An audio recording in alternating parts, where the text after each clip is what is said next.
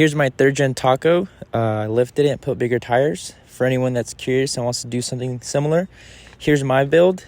It's been working really well for me, and it's I wouldn't say budget friendly, but definitely cheaper and pretty good build for what you get.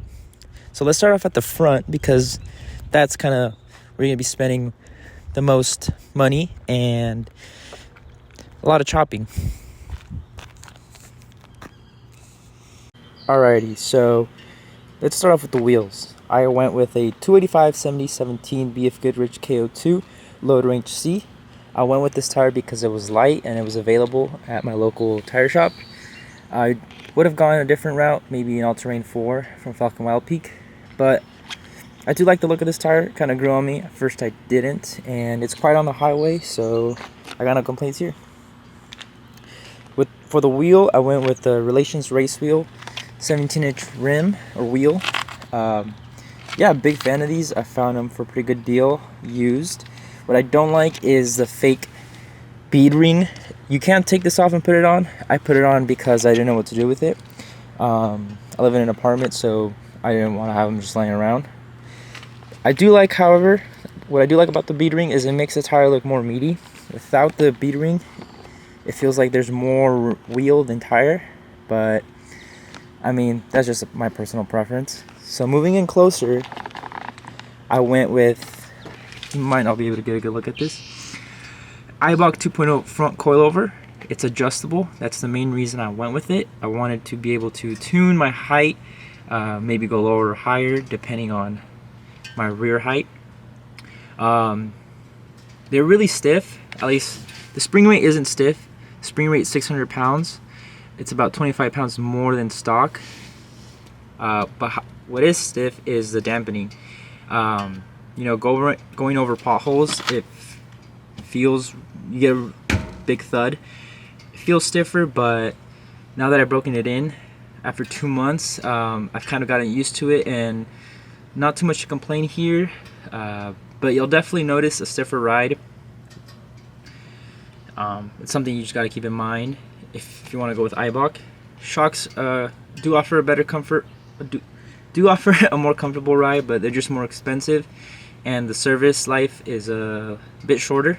I believe these you can go up to 100,000 miles and before you have to maybe have them serviced or get replacements. I went with JBA Off-Road upper control arm mainly because I like the look of it, and there's no moving parts. I know the SPC is another popular option, and has an adjustable, I forget what this is called, but I went with this because it's low maintenance.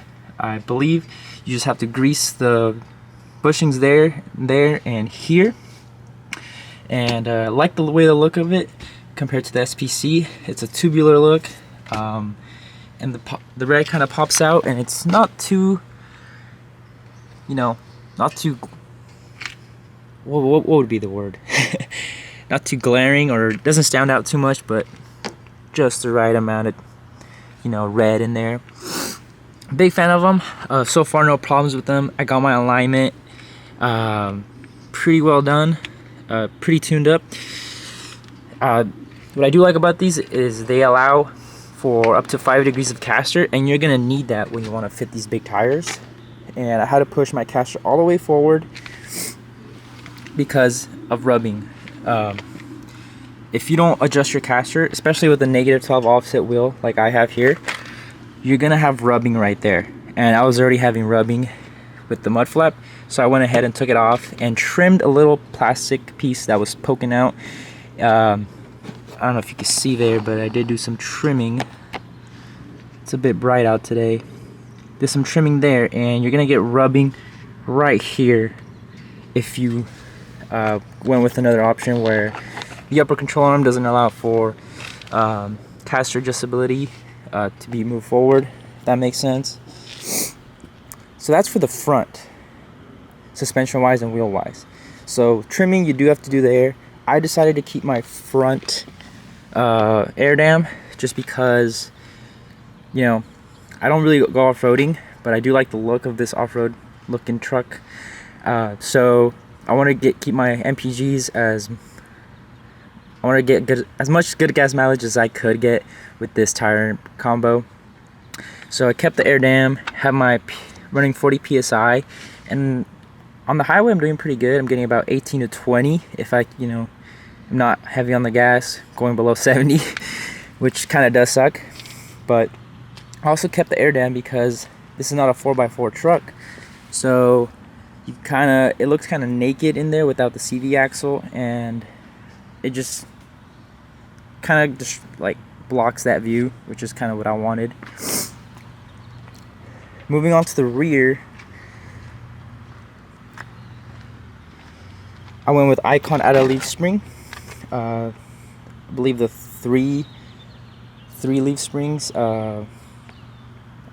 progressive out of leaf pack. Then the Eibach shock as well, 2.0. I did remove my, sorry, I'm trying to hold the camera steady at this angle, it's kind of awkward. I did remove my overload leaf, and I don't have any shims in there, and the truck is pretty level. It does sit how I want it to sit. I did want to rake, but as you can see, maybe the front is a little higher, but something to note is that my truck is salvaged and it does have rear end damage. I did have to get a new bumper tow hitch, so this side you might be able to get a better look. Of